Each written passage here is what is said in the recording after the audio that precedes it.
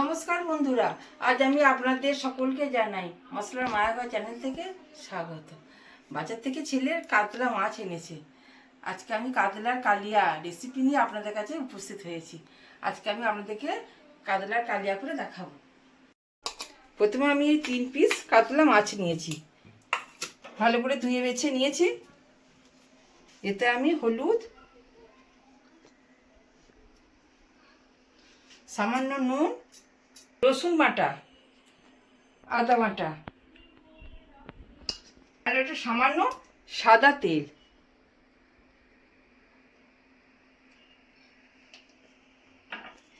ভালো করে আমি এটাকে মাখিয়ে নিচ্ছি।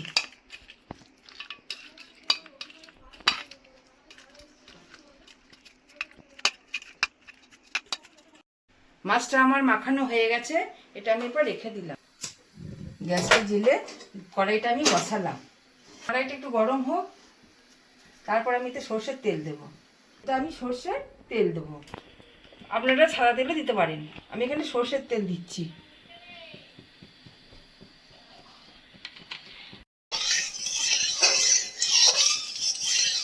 এরপর আমি এর মধ্যে মাছটা দিয়ে দিচ্ছি।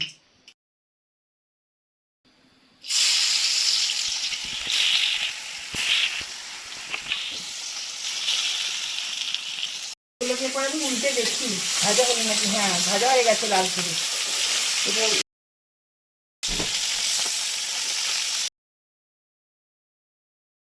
লাল করে ভাজা হয়ে গেছে, দেখুন খুব সুন্দর। এবার আমি এটাকে একটা পাত্রে তুলে নিচ্ছি। মাছগুলো আমি তুলে নিয়েছি। ওই তেলটার মধ্যেই আমি একটা শুকনো লঙ্কা, দারচিনি, ছোট এলাচ আর দুটো লবঙ্গ দিয়ে দিলাম।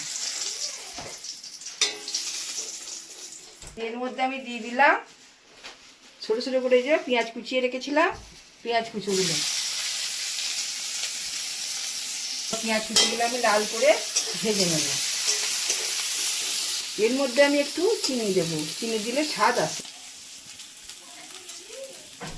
এবার এটাকে আমি একটু লাল করে ভাজবো।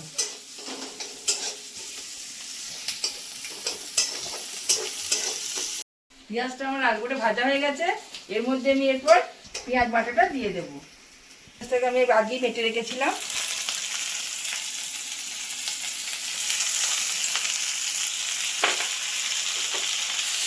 লো ফ্লেমে দিয়ে এটাকে আমি ভালো করে ভেজে নেব।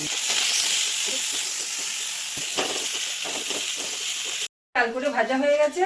এরপর আমি এর মধ্যে দেব আদা বাটা, আর দেবো এবার সব কিছু মশলা দিয়ে দেবো, গুঁড়ো মশলা, যেমন হলুদ গুঁড়ো, লঙ্কা গুঁড়ো,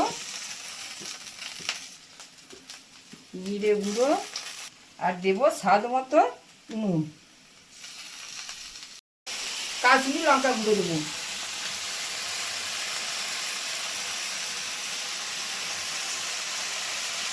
কালারটা খুব সুন্দর আসে।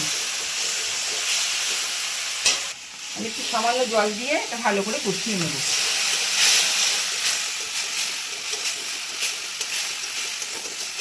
কষানো হয়ে গেছে, দেখো মশলা থেকে তেল ছেড়ে দিয়েছে। এরপর আমি এর মধ্যে টমেটোটা দিয়ে দেবো। টমেটোকে আমি পেস্ট করে নিচ্ছি।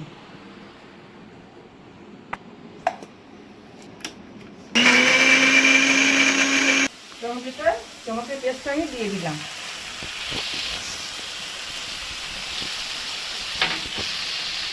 দিয়ে ভালো করে কষাতে হবে যতক্ষণ পর্যন্ত তেল মশলা থেকে ছেড়ে না যাচ্ছে, ততক্ষণ এটাকে কষাতে হবে। তেল ছাড়লে তখন আমি এটাকে টক দই দিয়ে দেবো।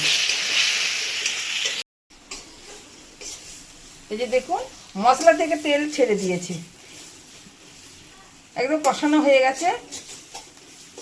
এরপর আমি টক দইটা দিয়ে দেব। টক দইটা আগে আমি ফেটিয়ে রেখেছিলাম, এবার টক দইটা আমি দিয়ে দিচ্ছি।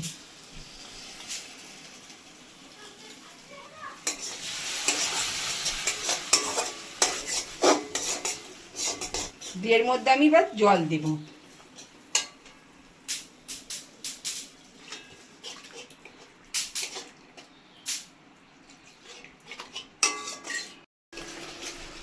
দেখুন মশলাটা কেমন ফুটে উঠেছে। এরপর আমি এর মধ্যে মাছগুলো দিয়ে দেবো।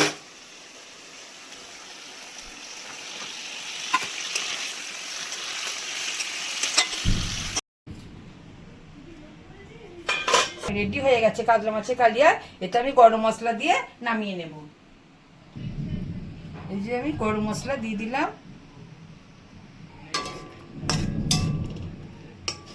এরপরে আমি নামিয়ে নেব।